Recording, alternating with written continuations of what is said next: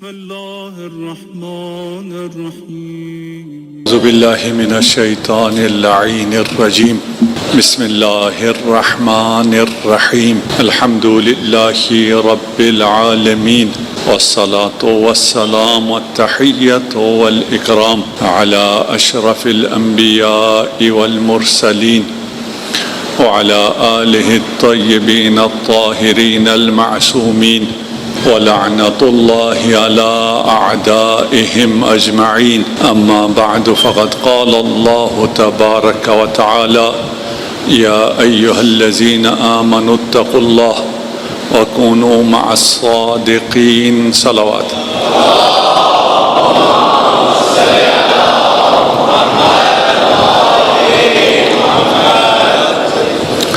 میں مجلس کے آغاز میں ہی شکریہ ادا کرنا چاہتا ہوں ان تمام والنٹیئرز کا جو شب و روز کام کر رہے ہیں، اور مخصوصاً ان 5-6 گھنٹوں میں آپ ابھی آتے ہیں، والنٹیئرز شام 4 بجے سے شروع ہو جاتے ہیں، کچھ تو ہیں تقریباً 12 گھنٹے کام کرتے ہیں، اور ان میں سے بہت ابھی ہماری آواز سن بھی نہیں رہے، تو انہیں خوش کرنے کے لیے نہیں، جناب سیدہ کو خوش کرنے کے لیے ان والنٹیئرز کا شکریہ ادا کرتا ہوں۔ اور میرا خیال ہے، مجھے بتایا نہیں ہے کہ مزید والنٹیئرز کی شاید ضرورت ہو، تو آپ جوانوں میں سے جو اپنے آپ کو والنٹیئر کرنا چاہتے ہیں، اس کا کوئی میکنزم ہے، میرا خیال کوئی رجسٹر شاید باہر ہو رہا ہے یا کیسے ہو رہا ہے، مجھے اس کا علم نہیں ہے، لیکن بہرحال آپ اپنے آپ کو پیش کریں جو والنٹیئر کرنا چاہتے ہیں۔ اس میں بچے بھی ہیں اور بچیاں بھی ہیں، میری مائیں بہنیں بھی ہیں جو مسلسل محنت کر رہی ہیں، خدا انہیں اس کام کا اجر عنایت فرمائے۔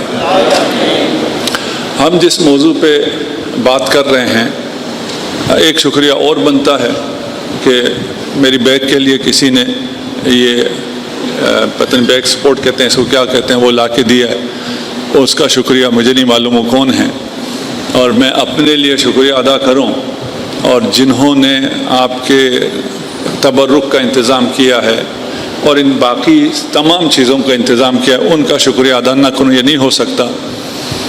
ان چیزوں کا میں اس لیے بھی شکریہ ادا نہیں کرتا کہ میں ہوتا کون ہوں، میں کچھ بھی نہیں ہوں، کوئی بھی نہیں ہوں۔ اس کا شکریہ امام زمان عجل اللہ فرجہ الشریف ادا کریں۔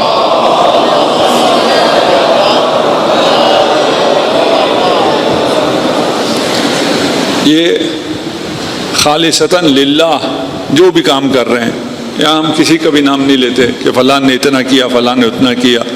اگر اس کا مجھے نام پتہ ہوتا یہ کون لایا تو میں یہ بھی نہ کہتا، کیونکہ مجھے پتہ ہی نہیں ہے کس نے رکھ دیا ہے۔ اس لیے تو آپ خالصتاً للہ کر رہے ہیں، اور امام زمانہ عجل اللہ فرجہ الشریف انشاءاللہ آپ تمام آنے والوں کا بھی شکریہ ادا کریں گے، اور جو زحمت کرتے ہیں ان کا بھی شکریہ ادا کریں گے۔ صلوات پڑھ دیجیے محمد و آل محمد۔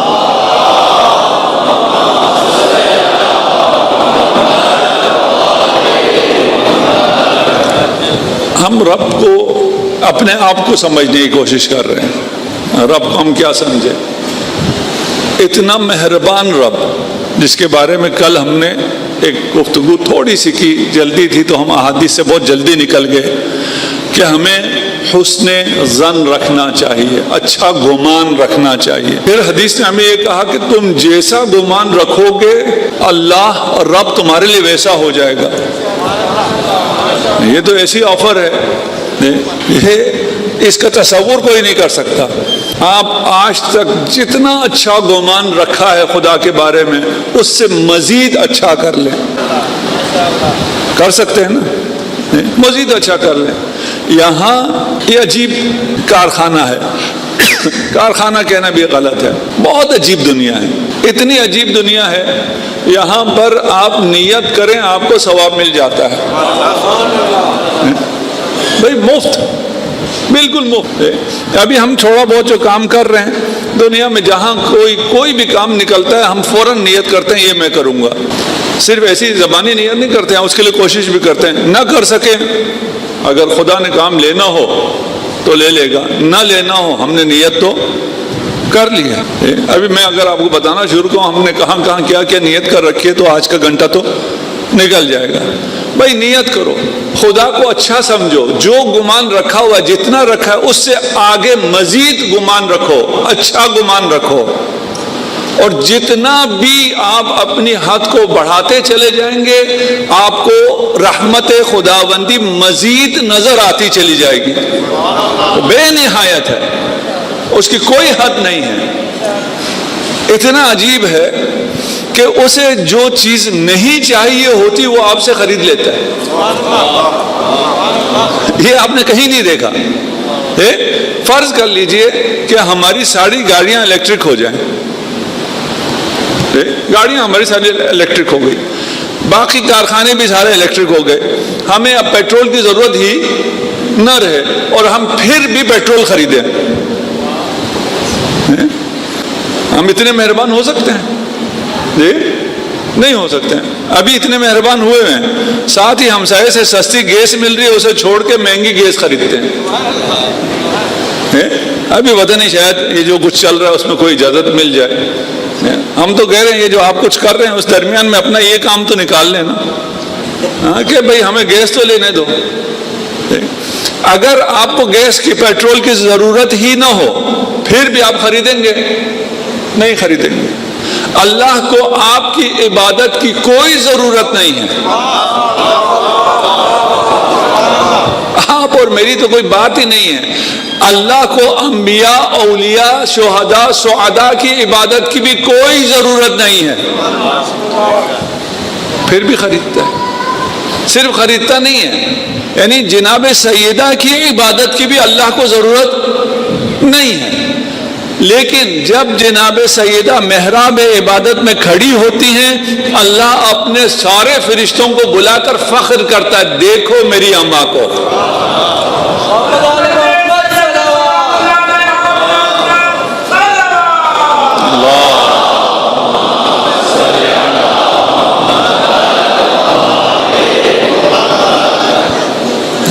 اسے بھول کے ہم ادھر ادھر اور چیزوں کو دیکھتے رہے. دنیا میں بھی بہت کچھ دے گا. اب یہ دن ختم ہوتے جا رہے ہیں، موضوع ایسا ہے کہ مجھ سے سمٹ بھی نہیں رہا. کل کسی نے یہ کچھ 2-4 سوال آئے. دیکھیں میں نے ایک دعویٰ کیا تھا کہ آپ کے ذہنوں میں جو سوالات ہوں گے اس کو میں ختم کروں گا، لیکن آپ کے ذہنوں میں ایسے سوال بھی آتے ہیں جو میرے ذہن میں نہیں آئے تھے، ان کو میں نہیں ختم کر سکتا. کل 2-3 سوالات ایسے آئے جس کو ہم تھوڑا سا ایڈریس کریں گے اور ان کو بھی ختم کریں گے. اور ایسا کوئی سوال نہیں ہے جس کا جواب در اہل بیت میں نہ ہو، ایسا ہے ہی نہیں کوئی. آپ کوئی سوال کریں، میں ہو سکتا ہے ایک دن کہوں آج مجھے نہیں آتا لیکن کل میں جواب لے کے آ جاؤں گا. ایسا کوئی سوال نہیں ہے، اس لیے کہ ہم ایسی جگہ ہیں جہاں ہر سوال کا جواب ملتا ہے. ہمیں اتنا آتا ہے کہ ہم سوال کا جواب ڈھونڈ کے نکال سکتے ہیں، اتنے سے عالم ہیں صرف، باقی جاہل ہیں اور اپنی جہالت پر شرمندہ بھی ہیں، اتنے جاہل ہیں. اور میں ہمیشہ ہر عشرے میں آخر میں معذرت خواہی کرتا ہوں، آپ اتنے لوگ آتے ہیں اور میں اپنی جہالت کا اظہار کرتا ہوں. یہاں واقعی مجھے شرم آتی ہے کہ اتنے پڑھے لکھے عظیم لوگوں کا اتنا قیمتی وقت میں کن باتوں میں لے رہا ہوں. رب آپ سے ہر چیز کا خریدار ہے. بچوں کو سمجھانے کے لیے ایک پیارا بچہ یہاں بالکل نزدیک آ گیا ہے، ان کو تو کہانی سنانی پڑے گی. ہاں کہانی سناؤ. میاں بیوی تھے، صحرا نشین تھے، ڈیزرٹ میں رہتے تھے. ان کے پاس فاقہ آ گیا، کچھ بھی کھانے پینے کو نہیں، کوئی کاروبار بھی نہیں چل رہا تھا، چیزیں ختم ہو گئی. تو بیوی نے کہا کہ سنا ہے بادشاہ بہت سخی ہے، چلتے ہیں اسے جا کے کہتے ہیں کچھ دے دو. شوہر نے کہا ایسے ہی چلے جائیں خالی بھکاری بن کے تو وہ تو محل میں نہیں گھسنے دیں گے. کچھ ہمارے پاس ہوتا تو ہم جاتے کہ ہم بادشاہ کے لیے ہدیہ لے کے آئے ہیں. تو ہمیں کوئی جانے دیتا، بادشاہ ہمارا ہدیہ لیتا اور ہمیں زیادہ عطا کر دیتا۔ بادشاہ جو ہے، بیوی نے کہا میرے پاس ہے۔ تو یہ بیویاں بڑے کام کی ہوتی ہیں، ان پہ اعتماد بھی کیا کریں اور مشکل وقت میں پوچھ بھی لیا کریں، مشکل بہت ہے، تم نے کچھ چھپایا ہوا ہے کہیں، کچھ محفوظ رکھا ہوا ہے؟ اس نے کہا کیا ہے؟ کہا میرے پاس ایک مٹکا ہے، اس میں نے آب نیساں محفوظ رکھا ہوا ہے، پانی تازہ گوارا پانی میں نے مٹکے میں چھپا کے رکھا ہوا ہے، وہ پانی لے جا کر بادشاہ کو دیں گے، بادشاہ خوش ہوگا، ہمیں کوئی انعام دے گا۔ یہ صحرا نشین، صحرا میں پانی ہوتا ہی نہیں ہے، صحرا میں پانی انتہائی قیمتی ہوتا ہے۔ یہ اس مٹکے کو لیے پہنچ گئے، دربان نے کہا کیوں؟ کہا ہدیہ دینا ہے۔ بادشاہ کو خبر ہوئی، بادشاہ نے بلا لیا، دیکھا پانی لائے ہیں، اس پانی کو اس نے لیا، اس مٹکے میں اس نے ہیرے جواہرات بھر دیے اور ان سے کہا بہت شکریہ، اب تم بہت قیمتی ہدیہ میرے لیے لائے ہو۔ اب یہ جاتے ہوئے تو ان کا حواس ہی نہیں تھا، ایسی پریشان حال گئے تھے، حواس باختہ محل میں گئے تھے۔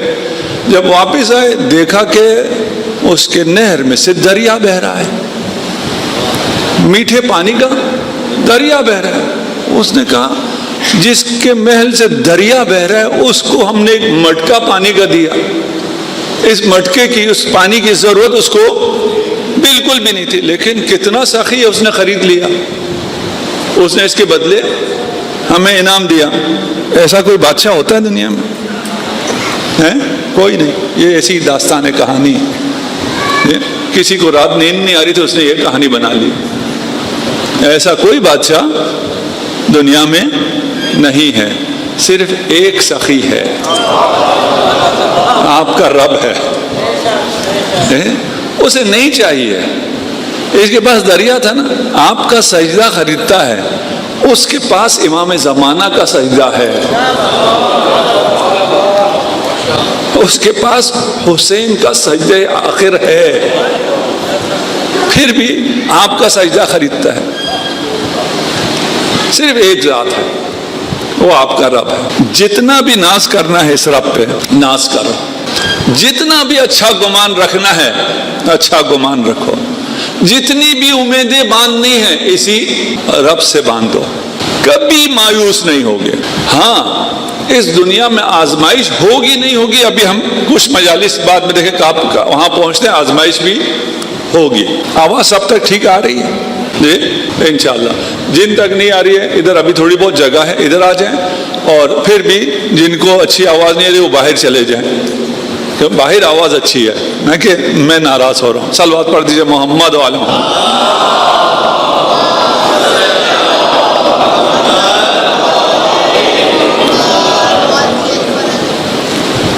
کل میں نکل رہا تھا تو ایک صاحب نے کہا کہ اچھا اگر خدا پہ حسن ظن رکھنا ہے تو یہ یہودی سب سے زیادہ حسن ظن رکھتے ہیں۔ یہودیوں کا عقیدہ پتہ ہے نا سب، تو یہودی جو ہیں وہ سب سے زیادہ حسن ظن رکھتے ہیں، تو وہ پھر بہتر ہو گئے، خدا ان کو نوازے گا۔ میں نے کہا نہیں، جو یہودی رکھتے ہیں اور ہم میں سے بہت سے جاہل لوگ رکھتے ہیں وہ حسن ظن نہیں ہے، وہ خوش فہمی ہے۔ حسن ظن اور ہوتا ہے، خوش فہمی اور ہوتی ہے۔ حسن ظن کیا ہے؟ حسن ظن یہ ہے کہ میں عبادت کروں اور عبادت کرنے کے بعد میں یہ امید رکھوں خدا اس کو قبول کر لے گا، کہ میری ناقص عبادت کو قبول کر لے گا۔ میں گناہ کروں، گناہ کرنے کے بعد میں توبہ کروں اور یہ امید رکھوں کہ خدا معاف کر دے گا۔ یہ کیا ہے؟ حسن ظن ہے۔ خوش فہمی کیا ہے؟ میں گناہ کیے چلے جاؤں اور امید رکھوں خدا معاف کر دے گا۔ بھائی خدا کیوں معاف کرے گا؟ آپ نے معافی مانگی ہی نہیں ہے، آپ تو گناہ کیے چلے جا رہے ہیں۔ آپ اطاعت ہی نہ کریں اور آپ کسی ٹائٹل کی وجہ سے کہ کیونکہ میں یہودی ہوں، کیونکہ میں نصرانی ہوں، میں خدا کا بیٹا ہوں، میں خدا کا چوزن ہوں، اس لیے مجھے اجازت ہے میں پورا کا پورا ایک شہر برباد کر دوں، 70,000 بندوں کو مار دوں، پھر بھی میں جنت میں چلا جاؤں گا۔ ایسی غلط فہمی ہمیں بھی ہے نہیں ہے؟ اب دیکھ لیں، الگ الگ کر لیں، خوش فہمی کہاں ہے، غلط فہمی کہاں ہے۔ ہم مومن ہیں، مومن اتنا آسان تھوڑی ہے، ہم مومن ہیں، مومن جاہل نہیں ہوتا، مجھے اپنا نام لکھنا بھی نہیں آتا۔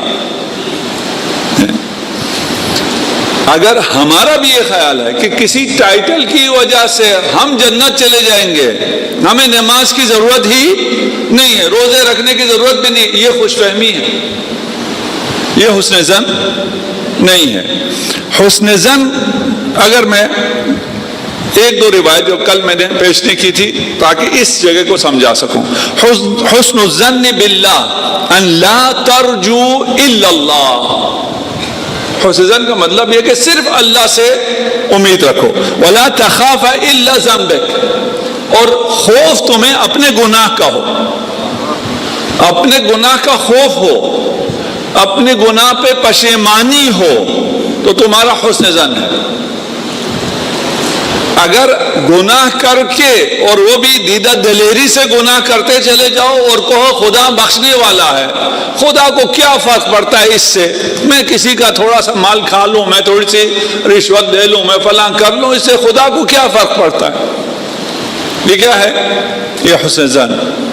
دوسری روایت ہے، کیف تجدک، ایک شخص حالت احتضار میں، موت کے وقت ہے، رسول خدا اس کے سرانے پہنچ جاتے ہیں، اس سے کہتے ہیں اپنا حال بتاؤ، وہ کہتا ہے اجدنی اخاف ذنوبی وارجو رحمت ربی، میرے حال یہ ہے کہ اپنے گناہوں سے ڈر لگ رہا ہے لیکن امید ہے اللہ کی رحمت کا۔ اپنی طرف دیکھتا ہوں تو ڈرتا ہوں موت سے، اللہ کی طرف دیکھتا ہوں تو خوش ہو جاتا ہوں۔ ایک شخص آیا تھا رسول خدا کے پاس اور آگے پوچھا کہ قیامت کے دن حساب کون لے گا؟ رسول خدا نے فرمایا رب۔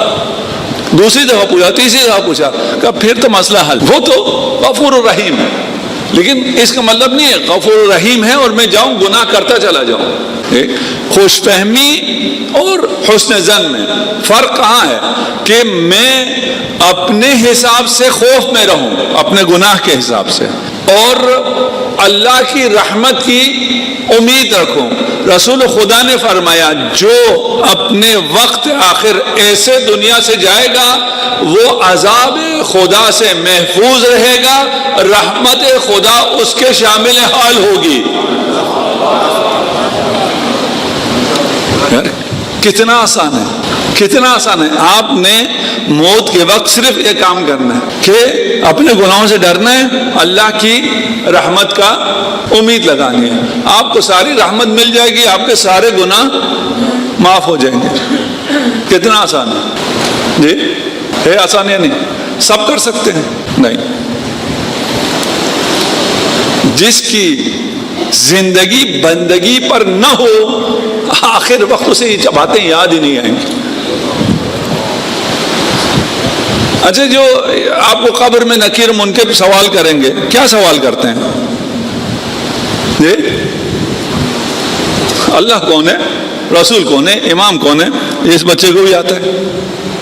جو مومن نہیں ہے اس نے بھی سن رکھا ہے، کافروں نے بھی یہ سن رکھا ہے، تو یہ کون سا مشکل ہے جواب دینا؟ پھر سوال کیوں کرتے ہیں؟ اتنا آسان سوال، قبر میں اس کا جواب صرف کون دے سکے گا؟ جس کا دنیا میں رب اللہ ہو وہ وہاں کہہ سکے گا میرا رب اللہ ہے۔ جہاں دنیا میں اگر اس کا رب یا اس کا الہ، اس کا معبود کوئی اور ہو، قبر میں وہ نہیں کہہ سکے گا۔ اتنا آسان ہے، لیکن مسئلہ یہ ہے کہ قبر میں جھوٹ نہیں بولا جا سکتا۔ ہے تو بہت آسان، لیکن قبر میں جھوٹ نہیں بولا جا سکتا۔ یہ جو خود فریبی ہے، لا یغرنکم باللہ الغرور، غرور، تم نے کیا کیا؟ یہ آیات 2-4 آیتیں ہیں، ہم نے خود اپنے آپ کو دھوکے میں رکھا ہوا اللہ کے بارے میں۔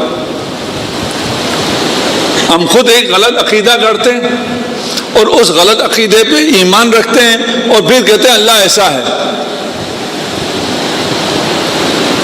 ایک اور کام بھی ہم لوگ کرتے ہیں، ہم ایک غلط عقیدہ رکھتے ہیں، ایک ذاکر یا مولوی کو ممبر پہ بٹھاتے ہیں، اسے کہتے ہیں اتنے پیسے لے لو، ہمارا یہ عقیدہ بول دو، ہم نعرے وارے لگا دیں گے، تمہیں پیسے دے دیں گے، ہم جنت چلے جائیں گے۔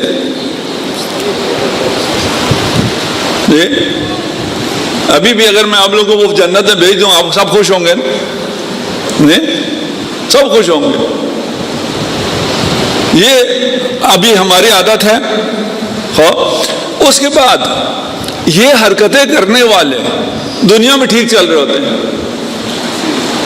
دنیا میں جب ٹھیک چل رہے ہوتے ہیں تو ہمیں اور مسئلہ آ جاتا ہے کہ بھئی اگر ہم غلط ہوتے، ہم ممبر ہیں، ابھی میں دوسروں کی بات نہیں کرتا، اپنی بات کرتا ہوں، ہم اگر ممبر امام حسین کو غلط استعمال کر رہے ہوتے تو امام حسین تو ہماری گردن توڑ دیتے، ہماری تو زبان ہی شل ہو جاتی، ہم تو کچھ آگے کر ہی نہیں سکتے، لیکن ہماری مجلس میں تو رش بڑھتا جا رہا ہے، ہماری چودراہٹ میں تو اضافہ ہوتا جا رہا ہے۔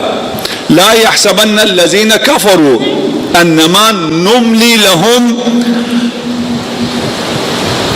خیر لانفسهم، یہ جو ہم انہیں مہلت دیتے ہیں یہ ان کے لیے اچھا ہے۔ جناب زینب کبریٰ نے یزید سے اسی آیت کے ذریعے استدلال کیا تھا،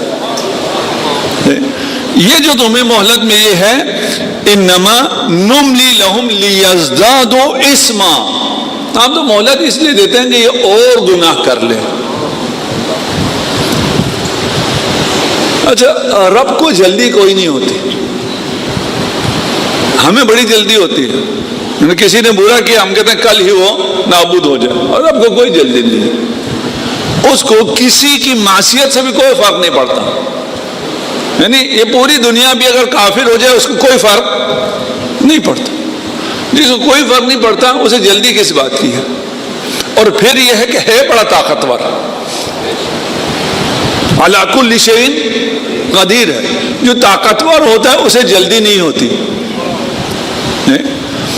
اگر میں کسی، اب آپ سے کسی سے میری لڑائی تو نہیں ہوگی، لیکن ایسے کہنے میں کیا، جو ابھی سب سے یہاں پہ طاقتور بیٹھا ہے اس سے اگر میری لڑائی ہو جائے اور میں اسے اگر گرا دوں، آپ کا مثال لے لیتے ہیں، ٹھیک، میں اٹھنے دوں گا، کیا کوشش کروں گا؟ میں کوشش کروں گا جتنی لاتیں مار سکتا ہوں، مکے مار سکتا ہوں، یہ نہ اٹھے، کیوں؟ اگر یہ اٹھ گیا تو پھر میری خیر نہیں، ٹھیک، لیکن اگر الٹا ہو،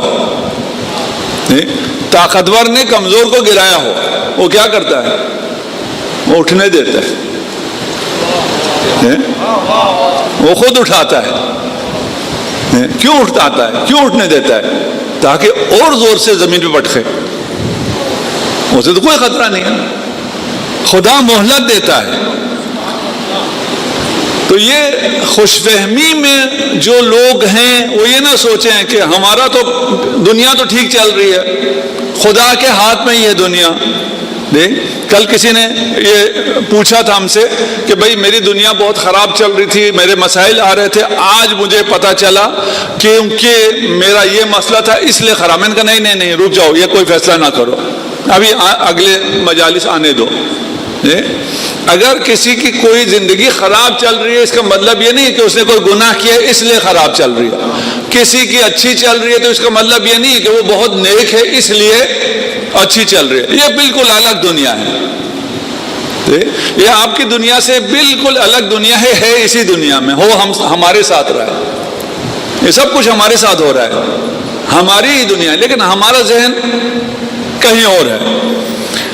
قالوا لن تمسنا النار الا ایاما معدودہ، یہود نصارہ کہتے ہیں نا کہ اول تو ہم جہنم میں جائیں گے نہیں، اگر جائیں گے بھی تو تھوڑا سا جہنم ٹچ کرے گا ہمیں، اس کے بعد بھیج دیں گے، ہم تو ہیں جنت کے لیے۔ ہم میں سے بھی کچھ کہتے ہیں اگر ہم جنت نہیں جائیں گے تو جنت خالی رہ جائے گی اور کون جائے گا؟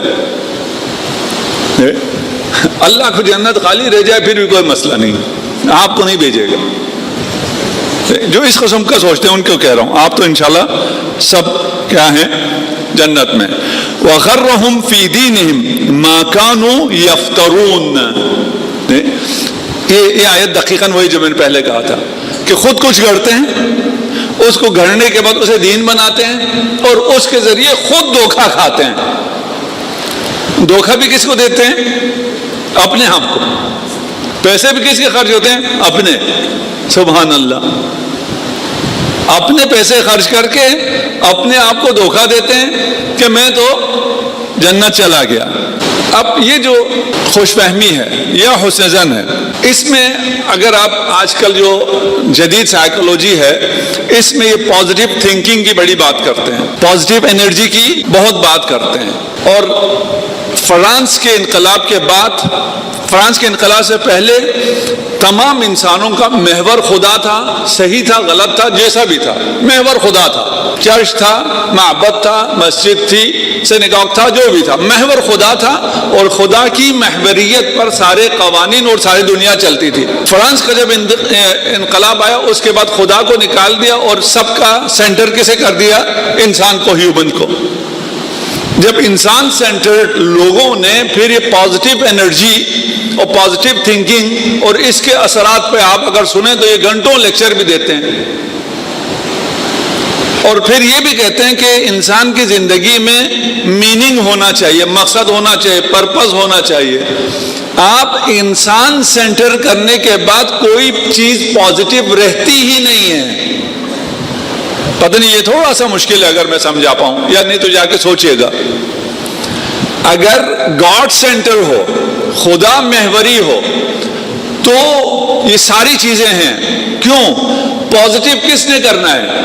کسی ایسی طاقت نے کرنا ہے جس کے پاس پورا نظام ہو، جس نے پورا سسٹم بنایا ہو۔ دیکھیں میں یہ بات کرتا رہتا ہوں کہ کسی بھی ایتھسٹ کو آپ گڈ مارننگ کہیں وہ خوش ہوتا ہے، دعا دیں وہ خوش ہوتا ہے۔ لیکن اگر میں آپ کو کہہ دوں کہ آپ کو میں نے ملینئر کر دیا، آپ خوش ہوں گے؟ کہیں گے اس کے اپنے پاس نہیں ہے، مجھے کیا ملینئر کرے گا یہ؟ دیکھیں خوش ہو بھی نہیں رہے۔ میں نے کہا شاید ایسی فیک کوئی اسمائل دے دیں، وہ بھی نہیں دے رہے۔ یہی ہے نا بھائی، جو اس کے پاس ہے ہی نہیں، اس کے اپنے بس میں نہیں ہے، مجھے کیا دے گا؟ آپ خوش نہیں ہوگے۔ تو میں نے آپ کو جب گڈ مارننگ کہا تو میرے گڈ کہنے سے آپ کی مارننگ کیسے گڈ ہو گئی؟ ہو ہی نہیں سکتی۔ پھر آپ اور سب کیوں خوش ہوتے ہیں؟ سب کو پتا ہے کہ یہ در حقیقت دعا ہے، اور کوئی ہے جو گڈ کر سکتا ہے، شاید اس کی بات سن لے۔ تو پازیٹیو تھنکنگ کب ہو سکتی ہے؟ جب خدا ہو، جب رب ہو، جس کے پاس سب کچھ ہے، اس کے بارے میں ہم اچھا سوچیں وہ اچھا کر دے گا، اس کے بارے میں برا سوچیں وہ برا کر دے گا۔ اگر ایک اور سمجھاؤں میں مثال، بارش ہوتی ہے، ہر جگہ برستی ہے، آپ کو اس کا تھوڑا سا حصہ ملتا ہے۔ کیوں؟ اس لیے کہ آپ جو بارش کے لیے آپ پیالہ لے کے گئے وہ چھوٹا ہے، آپ کا ظرف وجودی جتنا ہوگا اتنا آپ کو ملے گا۔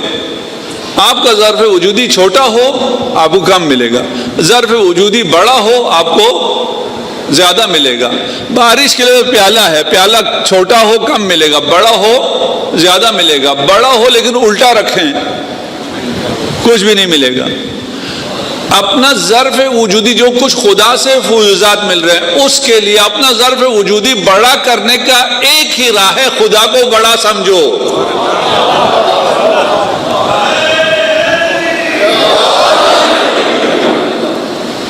اگر خدا کو بڑا سمجھو گے تمہارا ظرف بڑا ہو جائے گا۔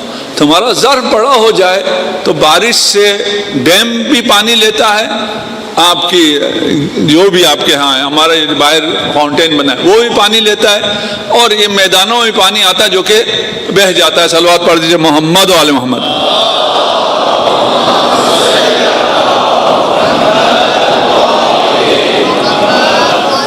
یا ایھا الناس انتم الفقراء، تم سب فقیر ہو۔ انتم الفقراء الی اللہ، امیر ہو گئے۔ یا ایھا الناس انتم الفقراء، غریب ہو گئے۔ انتم الفقراء الی اللہ، امیر ہو گئے۔ تم فقیر ہو، تمہارے پاس کچھ بھی نہیں ہے، غریب ہو گئے. تم اللہ کے محتاج ہو جس کے پاس سب کچھ ہے، امیر ہو گئے. پتہ نہیں سمجھا سکا یا نہیں سمجھا. واللہ هو الغنی الحمید. یہاں ایک اصطلاح ہے آپ لوگوں نے سن رکھی ہے، help lessons. Learned help lessons بھی ہے، ہیلپ لیسنس بھی ہے. ہیلپ لیس جو ہے، انسان اگر ہیلپ لیس ہو ماڈرن سائیکولوجی میں تو اس کا مطلب کیا ہے؟ وہ کچھ بھی نہیں کر سکتا. لیکن یہی ہیلپ لیس اگر قرآنی نفسیات میں آ جائے، قرآنی تعلیمات میں آ جائے، تو اس کا مطلب کیا ہے کہ یہ ہیلپ لیس ہے خدا کی طرف. اگر انسان اپنے آپ کو ہیلپ لیس محسوس کرے تو اس کا مطلب یہ ہے کہ آپ ممکن ہیں. وہ ممکن کنٹینجنٹ والے معنی ہیں، پتہ نہیں کتنوں کو پتا اس کا. یعنی آپ محتاج ہیں، آپ کا وجود ہی کسی اور کا محتاج ہے. آپ کو یہ احساس ہو جائے، یہ علم ہو جائے کہ میرا وجود کسی کا محتاج ہے. جس کا میرا وجود محتاج ہے وہ میرا رب ہے، وہ فیاض ہے، وہ غنی ہے.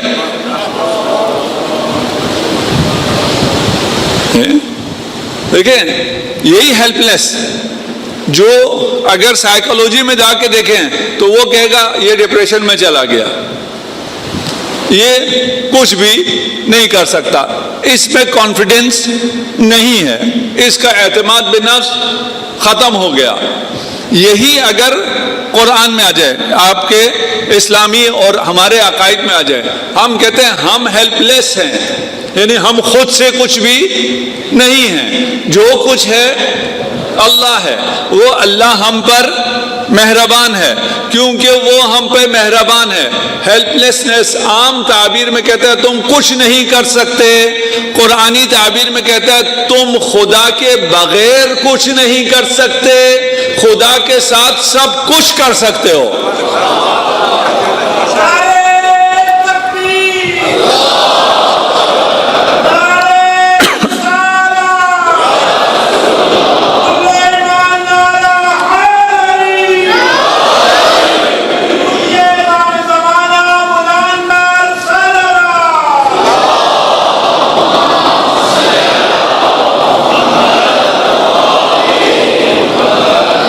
آپ جن اسباب کے ذریعے کرنا چاہ رہے تھے، آپ کوئی کام کرنا چاہ رہے ہوں تو کسی اسباب کے ذریعے کریں گے، اسباب کے بغیر تو نہیں کر سکتے.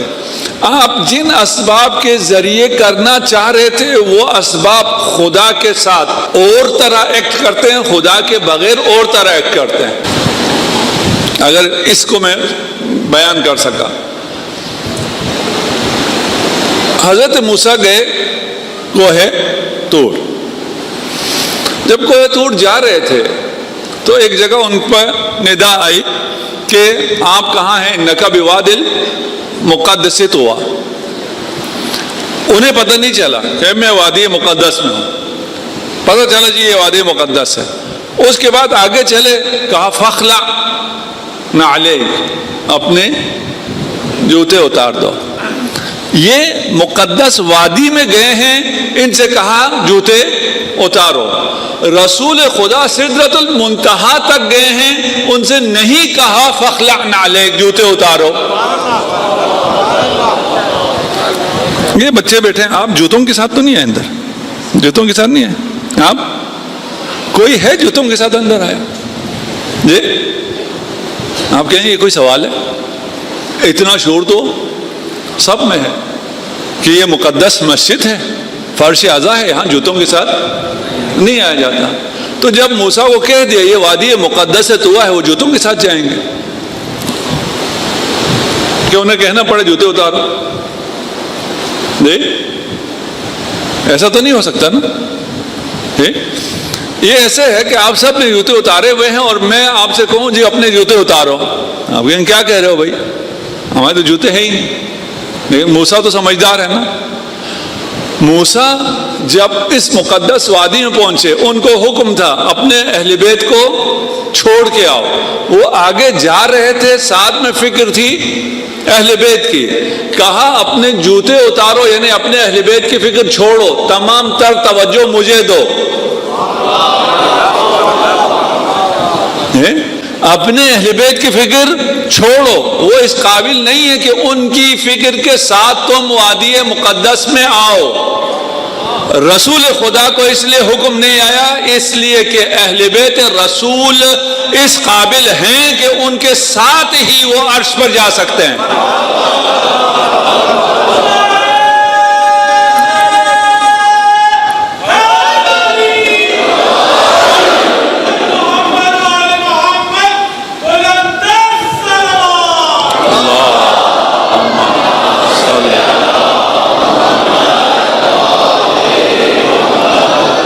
موسیٰ پہنچ گئے وہاں. اب موسیٰ اور خدا میں ایک ڈائلاگ ہوا ہے جس کو وہاں اور دوسرا کوئی بندہ بھی نہیں تھا, صرف موسیٰ اور خدا. کس کے ہاتھ میں موبائل ہے؟ کسی کے ہاتھ میں موبائل؟ ہاں, آپ ہی مل رہے ہیں ساری مثالوں کی. میں ان سے پوچھو آپ کے ہاتھ میں کیا ہے؟ موبائل. کیا کرتے ہو؟ فون کرتا ہوں. اور کیا کرتا ہوں؟ مجلس میں بور ہو گیا تو اسکرین دیکھتا ہوں, اور میں اس میں ویڈیوز بھی دیکھتا ہوں. یہ جو میں نے ان سے مکالمہ کیا, آپ کے علم میں کتنا اضافہ ہوا؟ کوئی نہیں. کوئی تو لحاظ کرے میرا. آپ کے علم میں کوئی اضافہ نہیں ہوا. سب کو موبائل بھی پتہ ہے, سب کو پتہ ہے موبائل سے کیا کیا جاتا ہے. اچھا, ابھی میں نے آپ کا یہ 1 منٹ شاید ضائع کیا. اب اس کے بعد میں جس بھی مجلس میں جاؤں یہ مکالمہ میں وہاں پہ کوٹ کرنا شروع کر دوں. آپ کا 1 منٹ تو ضائع کیا ہی تھا, سو کیا تھا. ان کا بھی میں سے آپ کا ٹائم ضائع کروں. کہیں گے یار یہ کیا بات ہوئی. اب حضرت موسیٰ سے خدا نے کیا کہا ہے, آپ کے ہاتھ میں کیا ہے؟ میرے ہاتھ میں عصا ہے. اس سے کیا کرتے ہو؟ اس سے بکریاں ہانکتا ہوں. اور کیا کرتا ہوں؟ درخت سے پتے توڑتا ہوں. کس کے علم میں کیا اضافہ ہوا؟ عصا سے. یہ شاید بچوں کو پتہ نہ ہو, انہوں نے بکریاں نہ دیکھی ہوں, درخت نہ دیکھ, انہیں تھوڑا سا کوئی علم میں اضافہ ہو جائے. کس کے علم میں اضافہ ہوا؟ خدا یہ کیوں کہہ رہا ہے؟ پھر خدا نے کیا کہا؟ اس عصا کو پھینک دو. کہا میں اتوکل علیہ, اس پہ میں سہارا لیتا ہوں. یہ تمہارا سہارا نہیں ہے, پھینک دو. پھینکا تو کیا ہوا؟ اژدہا بن گیا.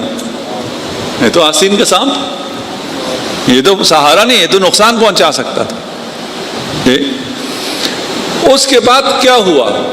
خدا نے کہا یہی چیز جس سے تم صرف پتے توڑ سکتے تھے, اگر یہ تم ہو اور یہ سبب ہو, اور اگر ہم ساتھ آ جائیں تو اس سے پھر فرعون کو توڑ سکتے ہو. اب پتے نہیں گراؤ گے, اس سے طاغوت گر سکتا ہے.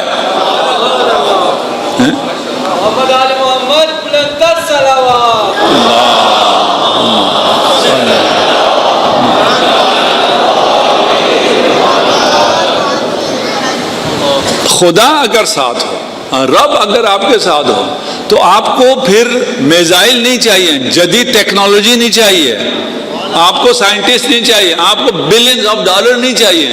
جو کچھ آپ کے پاس ہے اسی سے آپ سب کچھ کر سکتے ہیں. میں نے پہلے کہا یہ بہت عجیب سی دنیا ہے ہماری دنیا, بہت عجیب دنیا ہے. یہاں کرنے کے لیے ہونا نہیں چاہیے, یہاں کرنے کے لیے آپ کے پاس جو ہے وہ بھی نہ رہے, پھر کر سکتے ہیں. یہ سمجھ میں آتا ہے کہ آپ کے پاس جو ہے وہ بھی نہ رہے. جب جو کچھ آپ کے پاس ہے وہ سب کچھ نہ رہے, پھر آپ وہ کر سکتے ہیں جو کوئی نہیں کر سکتا. امام حسین نے جو کارنامہ انجام دیا, اسلام کو زندہ کیا, وسائل سے کیا یا وسائل دے کے کیا؟ جو کچھ تھا وہ سب دے دیا راہ خدا میں. جب کچھ بھی نہیں رہا تب جا کے حسین نے یہ معجزہ کیا ہے. اب کیا کیا دیا وہ پھر مصائب ہو جائیں گے. آپ کو سب معلوم ہے. یہاں کچھ ہونے کی ضرورت نہیں ہے، کیونکہ دیکھیے ایک اسباب وہ ہیں جو ہمیں نظر آ رہے ہوتے ہیں، ایک اسباب خدا کے پاس ہیں، وہ انہی سے، اسی لاٹھی سے کیا لے لیتا ہے کام، ایک عام سی عصا سے، وہ اس کے پاس ہے، مشکل ہی نہیں ہے. بنی اسرائیل کو لے کے جا رہے ہیں حضرت موسیٰ، پیچھے سے فرعون کا لشکر آ گیا، سامنے دریا آ گیا، پیچھے بھی ایک دریا ہے سپاہیوں کا، ان کے نیزے، ان کی تلواریں، اور وہ للکارتے ہوئے آ رہے ہیں. کچھ دیر تو انہوں نے کہا یہ اللہ کا نبی ہے، کوئی راستہ نکالے گا. کہاں جی کوئی دکھاؤ، نیویگیٹر میں خدا کوئی راستہ دکھاتا ہے، ادھر سے کہاں جانا ہے. موسیٰ بھی کھڑے رہے، کوئی راستہ نہیں ہے. وہ بار بار پوچھنا، پھر انہوں نے چیخنا چلانا شروع کر دیا، انا لمدرکون، ہم تو مارے گئے، ٹریپ ہو گئے، پھنس گئے. موسیٰ آرام سے بیٹھے بیچ پہ ہیں، پانی کو انجوائے کر رہے. موسیٰ پھنس گئے، کچھ کرو. کلا، ہرگز نہیں. پھنس گئے، یہ دیکھو پہنچ گئے، بالکل ریلیکس. کلا، کیوں بھائی، راستہ ہے، مجھے کچھ پتہ نہیں. پھر ان معی ربی، میرے ساتھ میرا رب ہے. اچھا آپ کے ساتھ آپ کا رب ہے، راستہ بتایا ہے؟ نہیں. پریشان ہو کر؟ نہیں. کیوں؟ سیہدین، ابھی راستہ دکھا دے گا، جلدی کس بات کی ہے یار، اتنا ریلیکس کوئی ہو سکتا ہے؟ یہ چیخ چلا رہے ہیں کہ پھنس گئے، ٹریپ ہو گئے، یہ کیا کہہ رہے ہیں؟ کوئی مسئلہ نہیں، بالکل نہیں ہوئے. مومن کبھی بھی ٹریپ نہیں ہو سکتا، مومن کبھی بھی بند گلی میں نہیں پھنس سکتا، ممکن ہی نہیں، ہو ہی نہیں سکتا. پھر راستہ نکلا نہیں نکلا، وہاں سے راستہ نکلا جو کوئی سوچ سکتا ہی نہیں تھا. کیسے نکلتا ہے یہ راستہ؟ ان معی رب، رب میرے ساتھ ہے. رب صرف موسیٰ کے ساتھ ہے یا آپ کے ساتھ بھی ہے؟ سب کے ساتھ. کرنا کیا پڑے گا؟ اس پر اعتماد کرنا. ایک لفظ جو ہمیں بہت غلط سکھایا جاتا ہے نا، وہ ہے کانفیڈنس، اعتماد بنفس. ہمیں یہ سکھا جاتا ہے تم اپنے اوپر اعتماد کرو. اہل بیت ہمیں سکھاتے ہیں تم اللہ پر اعتماد کرو. دیکھ کتنا فرق ہے.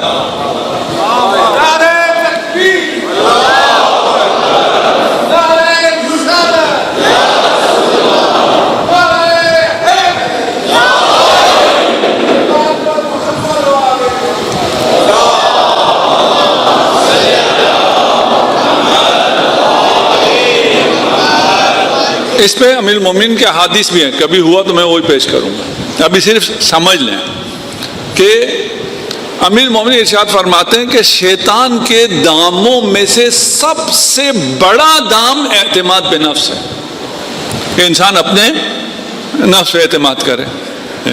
دیکھیں ہم اردو میں اعتماد بے نفس کہتے ہیں، کانفیڈنس انگلش کا بھی اعتماد بے نفس ہی ہے، تھوڑا سا اس کو شارٹ کیا ہوا ہے. ہم نے اللہ پر اعتماد کرنا ہے. من یتوکل علی اللہ فہو حسبہ. اللہ کہتا ہے مجھ پر اعتماد کرو، میں کافی ہوں. اس سے بڑی آفر کس کو آ سکتی ہے؟ اللہ کہہ رہا ہے. ہمارا نفس کیا کہہ رہا ہے؟ میں کنٹرول کروں گا، میں چیزوں کو بناؤں گا، میں اپنا مستقبل سنواروں گا، میں دیکھ لوں گا. یہ نفس یہ کہہ رہا ہوتا ہے. معاشرہ بھی کیا کہتا ہے؟ تم اپنے اندر یہ اعتماد پہ نفس پیدا کرو کہ تم خود کر لو گے. خدا کیا کہتا ہے؟ چھوڑو، تم کیا کر سکتے ہو، یہ اتنی کمپلیکس میں نے دنیا بنائی ہے، تمہیں جب تک سمجھ آئے گی تمہاری زندگی ختم ہو جائے گی. ہم تو ریٹائرمنٹ کے نزدیک ہیں نا, باقی جو ریٹائر ہیں ان سے پوچھو کس الوژن میں, وہم میں یہ زندگی گزار دی. وہ ختم ہونے کے بعد پتا چلا یار ایسا تو تھا ہی نہیں. ریٹائرمنٹ کے بعد ہم ریٹائرڈ آفیسران بیٹھے ہیں, ریٹائرمنٹ کے بعد پتہ چلتا ہے کہ ہمارا کتنا زور تھا, ہماری کتنی عزت تھی. یہ تو اس کرسی کی تھی, یہ وردی کی تھی, وہ گئی, سب کچھ گیا, وہ نفس ختم ہو گیا. اگر اللہ پر اعتماد ہو, وہ کہتا ہے مجھ پہ اگر اعتماد کرتے ہو تو میں کافی ہوں. یہ ہمیں سمجھ میں کب آتا ہے؟ جب ہم مشکل میں آ جائیں, بحران میں آ جائیں. بحران, مشکل, بھنور میں کشتی پھنس جائے, تمام وسائل جس کے بارے میں ہمیں خیال تھا کہ یہ ہمارے کام آئیں گے, فلاں ڈاکٹر میرا جاننے والا ہے وہ میرے کام آئے گا, ابھی ایک ڈاکٹر صاحب نے مجھے دیکھنا ہے, وہ ناراض نہ ہو, وہ میرے کام آئیں گے, اور فلاں میرے پاس اتنا پیسہ ہے وہ کام آئے گا, فلاں انشورنس میری یہ کام آئے گی, میری پی آر اور فلاں میں نے یہ بنا رکھی وہ کام آئے گی. جب ایسا مرض آئے ان میں سے کچھ بھی کام نہ آئے تو پھر خدا یاد آتا ہے. بھائی جب بحران میں نہیں ہو, جوانی میں ہو, آسانی میں ہو, عیش میں ہو, سب چیزیں ٹھیک ہیں, تب بھی تم رب کے اتنے ہی محتاج ہو جو بحران میں ہو. بھائی سب کچھ رب کا ہے, میرے کنٹرول میں کچھ بھی نہیں ہے. اب تو سائنس نے اتنی ترقی کر لی ہے نا, ہمیں پتہ ہے ہمارے جسم کا اندر کتنا کمپلیکس ہے اور ہمارا کچھ بھی اس پہ اختیار نہیں ہے. بحران میں کچھ لوگ یہ کوشش کرتے ہیں کہ اس سے بھی فائدہ اٹھا کر رب سے انکار کرا دیں کہ اگر خدا ہے تو مجھ پہ یہ مشکل کیوں آئی, میں ہی کیوں, میرا استحقاق کیا بنتا ہے کہ میں جو زندگی سوچ رہا ہوں اس طرح کی زندگی گزاروں. میرا کون سا استحقاق ہے جس بنیاد پہ میں کہہ رہا ہوں کہ مجھ سے یہ کیوں لیا, مجھ سے صحت کیوں لے لی, مجھ پہ خدا نے ظلم کیوں کیا, میرا استحقاق کیا ہے, کس بنا پہ میں کہہ رہا ہوں. ہمارا ایک دوست ہے, اس کے پچھلے سال ان کا 18 سالہ جوان بیٹا دنیا سے چلا گیا. افسوس تو بہت ہوتا, ان کو بھی تھوڑی سی پرابلم ہو رہی تھی کہ یار اس طرف سے کیوں نہیں دیکھتے کہ 18 سال ایک خوبصورت وجود خدا نے تمہیں دیے رکھا, تم نے اتنا انجوائے کیا اس کے ساتھ. بہت سو کو تو یہ بھی نہیں دیا. اتنے اچھے دن تمہارے 18 سال میں گزرے نہیں گزرے, ٹھیک ہے اس کی امانت تھی, 18 سال تم نے انجوائے کیا, اب وہ امانت اس نے لے لی, ختم. اتنا آسان. اگر خدا کے ساتھ رہ کر اس دنیا کو دیکھا جائے, ان مشکلات کو دیکھا جائے, ان آلام کو دیکھا جائے تو بہت آسان ہو جائے, اور ہمارے لیے تو اور آسان ہے. ہم یہ جو مصائب پڑھتے ہیں, محرم ہے, اور ہم ان مصائب کا ذکر کرتے ہیں, یہ ان سے بڑھ کر تو کوئی نہیں ہو سکتی نا, ان سے بڑی ہستیاں تو کوئی نہیں ہو سکتی. خدا کو ان سے زیادہ کوئی عزیز نہیں ہو سکتا. جب ان پر مصائب اور آلام آ رہے ہیں, اور ان پر مصائب و آلام آنے کا یہ مطلب نہیں ہے کہ کوئی کچھ غلط ہوا ہے, نہیں, سب کچھ صحیح ہوا ہے, اس لیے مصیبت آ رہی ہے.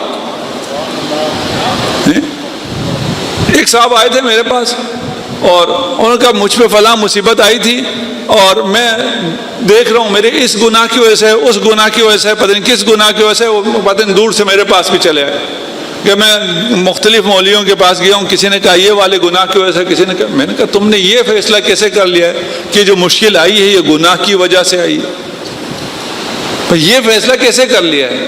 پہلے مجھے اس پہ تو قانع کرو کہ یہ جو مشکل آئی ہے کسی گناہ کی وجہ سے آئی ہے, اس کے بعد ہم مل کے گناہ ڈھونڈتے ہیں. کیا ہوا اس مشکل کے بعد؟ کہا مشکل سے پہلے بڑی عیش و عشرت تھی, سب کچھ ٹھیک چل رہا تھا, مشکل کے بعد یہ ختم ہو گیا. اس کے علاوہ کیا ہوا؟ یہ تو کچھ ہے ہی نہیں, اس کی تو حیثیت ہی نہیں ہے نا کہ آپ کے پاس 4 گاڑیاں تھیں یا 2 گاڑیاں تھیں, ابھی آپ اپنے 2 پاؤں پہ چلنا شروع کر دیا, اس سے بڑی نعمت ہی کوئی نہیں ہے. ساری بیماریاں اسی وجہ سے کہ آپ ان 2 ٹانگوں کا استعمال نہیں کرتے. یہ تو کوئی مشکل نہیں ہے, یہ تو کوئی زندگی کا کوئی اتار چڑھاؤ ہی نہیں ہے. اس کے علاوہ کیا ہوا؟ کہا اس وقت میں غفلت میں تھا, اب مجھے خدا کی شناخت ہو گئی. کہ یہ مصیبت نہیں تھی, یہ تو نعمت تھی. اب تلاش کرو یہ نعمت کس ثواب کی وجہ سے, کس کی دعا کی وجہ سے آئی ہے. یہ ٹوٹل مختلف دنیا ہے. یہ جو ہماری عام طور پہ دنیا ہے اس سے بالکل الگ. ہم عام طور پہ جیسا سوچتے ہیں ویسا کچھ بھی نہیں ہو رہا ہوتا. ایسی ایک الوژن میں, وہم میں, تخیل میں, کسی ویڈیو گیم میں ہم لوگ. کچھ بھی نہیں. جیسے کچھ بھی نہیں ہو رہا تو موبائل میں بچے یوں یوں کرتے رہتے ہیں. کیا ہو رہا ہوتا؟ کچھ بھی نہیں ہو رہا ہوتا. اس کے پیچھے دنیا اور ہوتی ہے. یہ گیمز بنانے والے خوب پیسے کما رہے ہوتے ہیں, اس کا ہمیں نہیں پتا ہوتا. ہم اہل بیت کے ماننے والے, ہمیں بہت آسان ہے, بہت آسان ہے ان سب چیزوں کو سمجھنا. جو اہل بیت سے دور ہے اس کے لیے بہت مشکل ہے. آج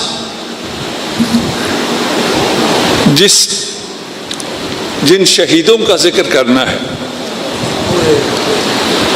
وہ ایک ماں کے 2 چھوٹے چھوٹے بیٹے ہیں.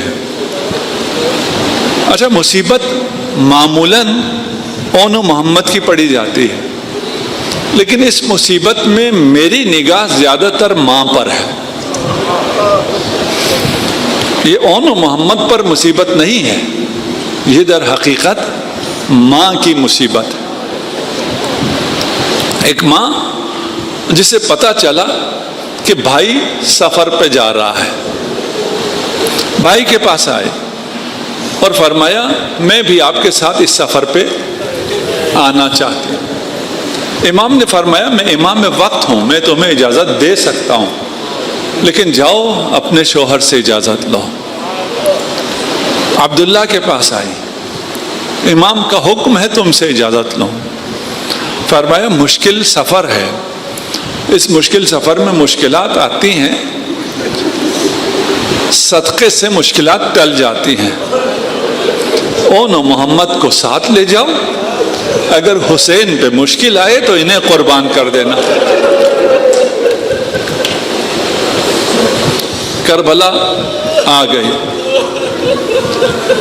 جن ماؤں کے جوان بیٹے تھے وہ بہت خوش تھے.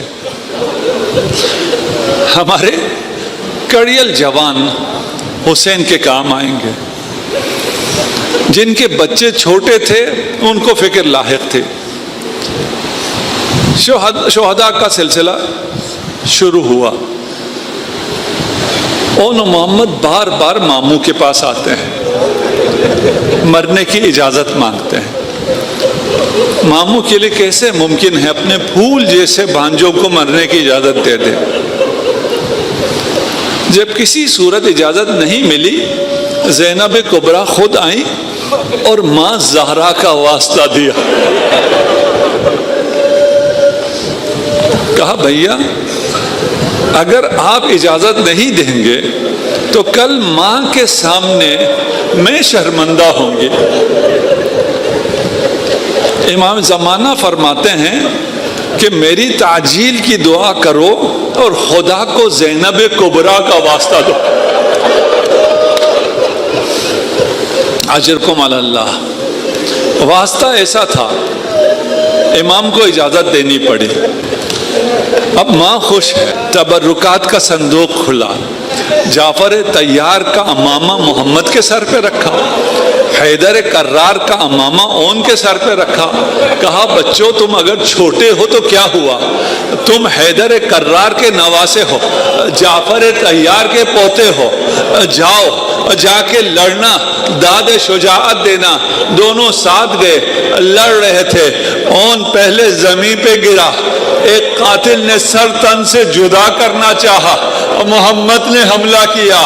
خلاصہ یہ ہے جب دونوں شہید ہو گئے, ماموں کو آواز دی, جتنے بھی شہید ہوتے تھے جب تک علی اکبر ساتھ تھے عباس ساتھ تھے، امام حسین کے ساتھ جاتے تھے، ایک کا لاشا اکبر نے اٹھایا، ایک کا لاشا عباس نے اٹھایا، جو بھی لاش خیام میں آتی تھی زینب بڑھ کر استقبال کرتی تھی۔ اب دو بچوں کے لاشیں آئے، زینب کہیں نظر نہیں آ رہی، زینب کو تلاش کیا، اب پشت خیمہ سر سجدے میں، خدایا تیرا شکر تو نے میری قربانی۔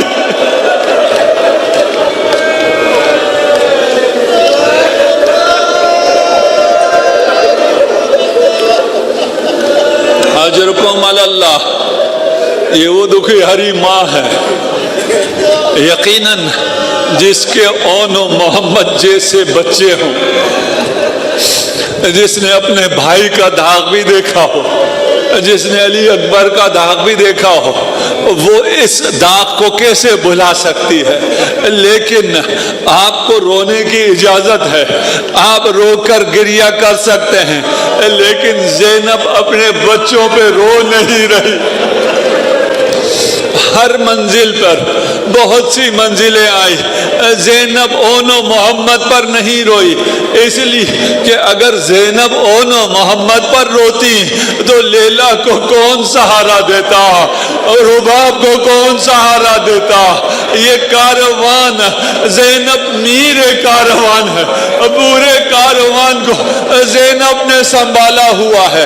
منزلیں طے ہوتی گئیں، سب سے مشکل منزل شروع میں ہی آ گئی۔ جن کے بچے چھوٹے تھے ان کے لیے یہ منزل سخت ہے، نہ معلوم میں پڑھ سکوں آپ سن سکیں۔ سلسلہ شروع ہوا سروں کو نیک نو کے نیزہ پر بلند کرنے کا، سر سجائے جانے شروع ہوئے۔ اب جو بچوں کے سر آئے سر چھوٹے ہیں، نیزے کی علی بڑی ہے۔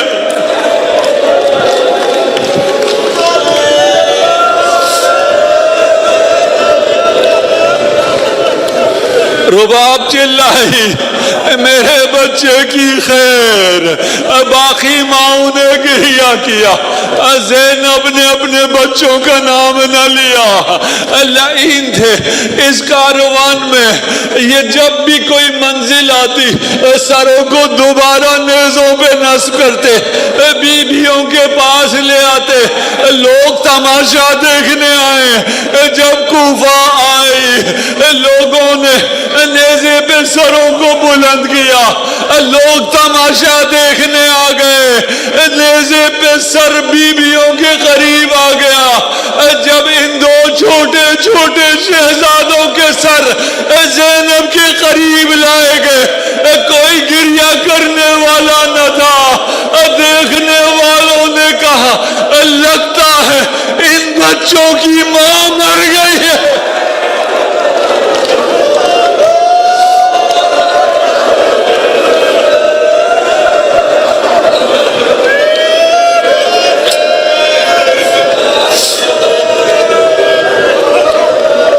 اجرکم علی اللہ، میں یہ مقتل میں نہیں ہے لیکن میرا نہیں خیال زینب نے کبھی ان سروں کی طرف دیکھا بھی ہو، کیونکہ ایک سر ایسا تھا جس میں زینب کی جان تھی۔ زینب ہمیشہ اپنے حسین کو دیکھتی رہتی تھی۔ مقتل میں یہ بات ضرور ہے، حسین کی آنکھیں نو کے نیزے پہ کھلی رہتی تھی، جب ادھر ادھر دیکھتے آنکھیں کھلی رہتی تھی۔ جب سر زینب کی طرف موڑ دیا جاتا حسین آنکھیں بند کر دے۔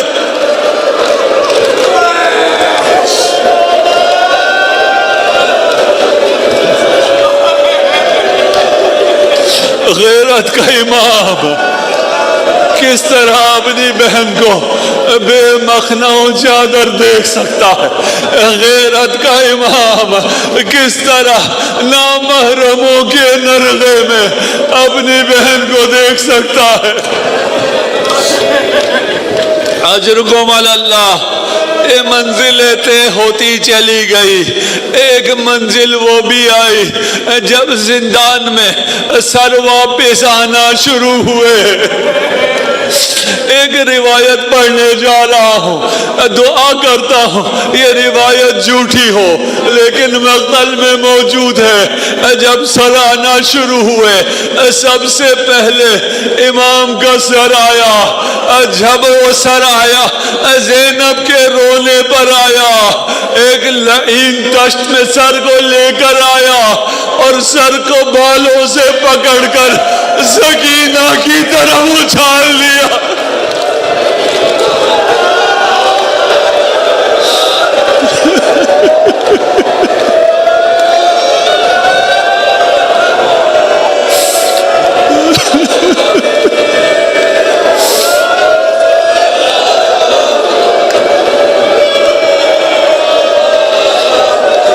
جس بہن نے یہ منظر دیکھا ہو وہ اپنے بچوں کا سر کہاں لے، اپنے بچوں پہ کہاں گریا کرے۔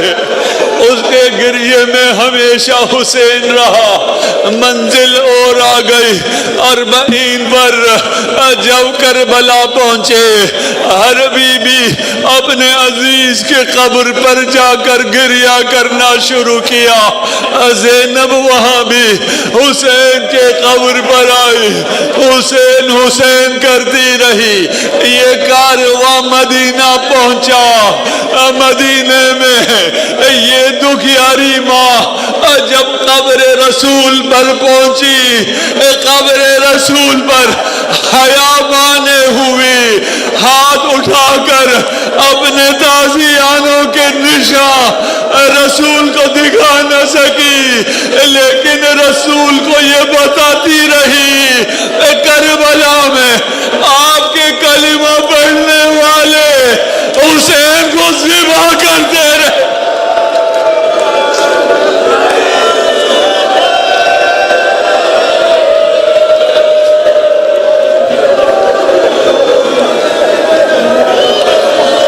اجرکم علی اللہ۔ پھر ماں کی قبر پر آئی، ماں کو اپنے زخم دکھائے، ماں کو حسین کی مظلومیت بتائی۔ اونو محمد کا نام وہاں بھی نہ لیا، یہ شریکت الحسین، یہ ثانیہ زہرا، ام المصائب۔ تمام منازل طے کرنے کے بعد، تمام بیویوں کو اپنے اپنے گھروں میں پہنچانے کے بعد جب اپنے گھر آئی، آخر ماں ہے، ماں کا دل ہے، مانگتا ہے، اتنے عرصے سے اپنے بچوں پہ روئی نہیں ہے۔ جب اونو محمد کے چھوٹے چھوٹے بستروں کو دیکھا، پکاری میرے محمد، میرے آن، میں معذرت چاہتی ہوں، میرا دل بڑا کیا تھا، تم پہ گریا۔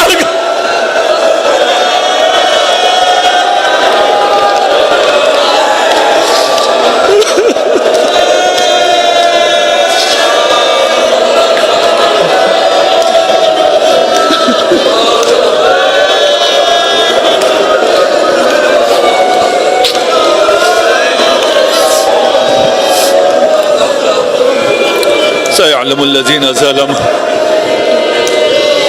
أي منقلب ينقلبون إنا لله